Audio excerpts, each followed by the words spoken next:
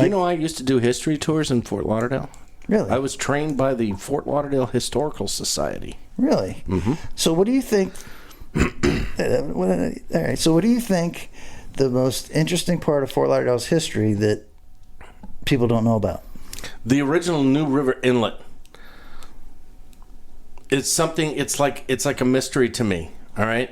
There are very few pictures of the original beach In front of Bahia Mar? in front of Bahia Mar. There are very few people that understand how this city came to be, because we don't protect our history very well here. Or our culture, which we brought up last week. Oh, our culture's shot. Forget about it. building. Yeah, forget about it. We don't have any culture here, okay? It's just who can grab the next condo, who can build the next high-rise. It doesn't matter. But our history, there's a lot of rich history here. And it's not unlike some of the earliest civilizations in our history, in as much as that it's a settlement that grew up around the water, because the water was the main source of commerce and transportation. Well, the original inlet, most people don't know this. There used to be an inlet just south of where Bahia Mar is located today. Roughly where the old Bahia Cabana was, where the firehouse is. That's right where the original inlet in Fort Lauderdale once was. And it was actually originally called Indian Haulover, believe it or not. The term haulover was some Tequesta word. I don't know how it was translated. I forget. But it was basically nothing more than a shallow bar where the Indians would haul their canoes over the sandbar and go fishing in the ocean. That's how the terminology haulover came to be. It came from the original Tequestas. See, now that's good stuff. That's something I wanted to get. So, at any rate, that they dredged out that inlet, and that was for many years, up until about the it still existed like into the 1940s, and then they filled it in when they built the Sheridan Yankee Clipper. So right in the early 50s, late 40s, early 50s is when they filled in that inlet. But that was the original inlet. Even when Port Everglades, we actually had two inlets, functioning inlets at some time between 1928 and 1948, for about 20 years. There were two inlets in Fort Lauderdale. Phenomenal. Mm-hmm. Phenomenal. Yeah, it always surprises me that Fort Lauderdale has lost its culture compared to places like Tampa. Like Tampa, yeah, they've overgrown and stuff like we did. Yeah, but they still got White Claws, and you can still go into any bar and you know, but they have their story. Drink natty ice, and it's great. What I'm saying about Tampa is they have their story, you know, their culture. I know what you mean. You know, about the Cubans that went there and the guys that did smuggle the rum. Well, they had the cigar industry. Right, all that stuff. Tremendous. Right. And that's what I'm saying. They hold on to it. They tell the story. That doesn't happen here in Broward. No, it's all gone. There's the Fort Lauderdale Historical Society is there, and they do their thing in the Stranahan House. How the Stranahan House has not been demolished, I don't know. I expect that thing to go up in flames one of these days, because some developer is gonna, figure out how to get rid of it. It would be the Fort Lauderdale way. Well, it's pretty hard because it's built out of dade pine, which is pretty impervious to termites, and it's pretty hard to light it on fire too. Well, that's good. Maybe it'll. It might stand the test of time, but who knows? I wouldn't count on it. So the guys that I took fishing the last 5 days, right? They did 5 days in a row. They fished over a weekend, and they stayed on South Beach. They got. Oh my God! Yeah, they got the full. Oh, that's awful. I feel bad for them, dude. South Beach is terrible. It depends how you take it. To us, it's terrible because we're over it and it's kind of gross. But to them, it's pure entertainment. I mean, the whole time, from the time they got on the boat and saw all the nut stuff that happens on the boat, and then they get off the boat and they're hanging out in South Beach during the day. Yeah. Because I got them fishing at night. Yeah. And if you haven't hung out in South Beach during the day, it's eye-opening. Oh, yeah. Well, I'll tell you, I had a trip today. I've had a few trips this week, and I had a trip today, and you wake up in the morning and you look at the weather forecast, and it's just like, the flag was limp. There was no wind. It started puffing just a little bit westerly, just like ready to just take a gun, put it to your head, and pull the trigger rather than do this trip. And these guys, of course, they booked it for a long time, and you go back and forth with them, and they ask you questions, and they're fired up about the trip, and it's just going to suck. And so they come down. They booked a 4-hour with me, and there's 4 of them. This guy and two of his school buddies, and then this guy's 8-year-old little boy.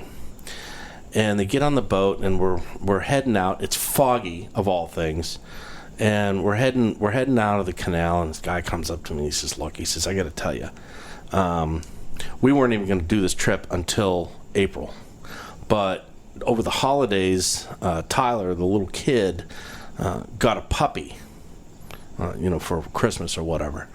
And the puppy just died. Oh, passed away. Some horrible disease or something that little puppies get. And the whole family was just dejected, and this kid is just totally wrecked over losing his puppy, and rightfully so. Oh, my God. And he said, we had to step up the plans. We needed to get this kid out of town, get him down here, get him out in the sun, take him fishing, just do something to change his pace. And so we booked this trip with you. And I'm like, okay, great. And I'm still thinking, how the hell am I going to do this? I'm thinking maybe go to the balls. I was set up for trolling. I wasn't set up for, taking kids fishing at the balls and letting them catch little snappers and stuff like that. Okay. So I stuck to my plan, and there was some wahoos and some kings around, and a few blackfins, a couple sails, and here and there. It hasn't been very good fishing, though. It's spotty here and there. Anyway, finally we get a bite on the planer, and it's a good solid bite, and the rod's bending over, and the kid jumps on the reel. And I mean, this little kid, he stands about as high as this shelf right here. He's a 4-footer all day long. And and man, that kid got on that Avid 30 and he just started cranking. And I told this kid, I said, don't stop winding unless I tell you to stop winding. And he kept winding the whole way. And I mean, I had that planer buried to get that bite too. And he wound that. He fought the fish all the way to the boat, took the planer off, got the fish up to the boat. I put it in the boat. It was a big bomber Bonita, okay? Nice. And you and I, you catch one Bonita, you think the trip sucks, okay? And generally speaking, it does. But what we have to remind ourselves in this business is that there are people from all over the country and all over the world, really, that have different expectations. Some people think you're going to go out there and they're going to load the boat with fish. Some people just want to get out on the water. Some people just want to catch a fish. They don't care. And some people do care. This guy was so elated at this fish. It was the biggest fish he had ever caught. It was the hardest fighting fish he'd ever caught. And, even though you and I just kind of, we don't think too much of it, this was like the biggest thing. Right. And that kid's going to go home, and he's going to show his buddies all the pictures, and, and that's something that kid is going to remember for years. He's not going to remember what his best score was on some video game 20 years from now, but he's going to remember catching that big bomber Bonita with his dad and his couple of buddies on Facebook this week. Okay, it's hard to say. I didn't get a chance to get on Facebook for 4 or 5 days. Yeah, and then I saw a post that says, "Will you bail me out?" Which jail were you in? I wasn't in any jail. Were you in Facebook jail? No. What was that all about? No, it was a preemptive strike. Well, I felt bad. I was like, what is Norm getting in trouble or something? What was that all about? It was a preemptive strike. Oh, I may have had a beef with somebody that I was ready to go to jail over it. And that's We're good. No, he decided that discretion was the better part of valor. Okay. Fair enough. Fair enough. I wanted to make sure you didn't have any real trouble. No, it could have been. And then I didn't know if you got thrown off that's another... That's actually why I posted that. I didn't know if you got thrown off another social media platform. No. It was... No, it could have happened either way. Yep. Oh, and speaking of social media posts, you just had to go and post that Blue Marlin video, didn't you? In January or February. I did. By the way, did you hear? You don't really see too many of them until April, May, but you just wanted to rub that one in. All right. So put that one in my face. No, this is the Blue Marlin story. You're talking about the one that I told you the other day? And I sent you the picture? No, you posted this pic of you fighting a blue marlin. Oh, that was a little black marlin in Panama. That was a black marlin in Panama? The U thing? Yeah. Okay, yeah, that was black marlin in Panama. That was an old YouTube video clip. And then we edited in the new U coach, and it was, kind of like a football thing. I mean, I liked it, but it kind of irked me because, But speaking of blue marlin, I want to tell the little blue marlin story. So this kid who's starting to do trips and stuff that I know, good kid.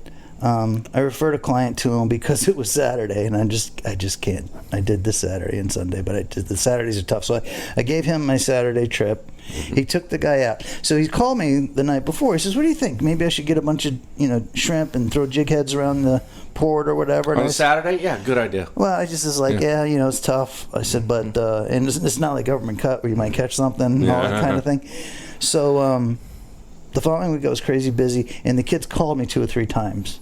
And I just didn't get back to him. And the reason he was calling me is because it was supposed to be an inshore trip. He heard they were catching some wahoos out there. He went, had one line out, one wahoo rig, trolling at like 12 miles an hour, and he pulls off about a 300-pound blue marlin, 275 feet, right in front of Port Everglades in front of the can. You did tell me about that. On an inshore trip. You did tell me about that, now that I think about it. Yeah. You told me about that about a week ago. There you go. There's blue marlins for you off Florida. If people would actually fish for them, they might actually catch one. My God, just the concept of actually, not going after something that gives you immediate gratification. Maybe you have to work at it. I think we could talk Skipper into doing a full spread out here. Sounded like he'd be down if his boat was in town and we were like, hey, let's go try to get one. Yeah. Kind of tough to swallow leaving Chubb to come here to throw out a spread. Spread's a spread. I would... The only thing I would like to say is that if that was going to happen, I would like to be on the boat.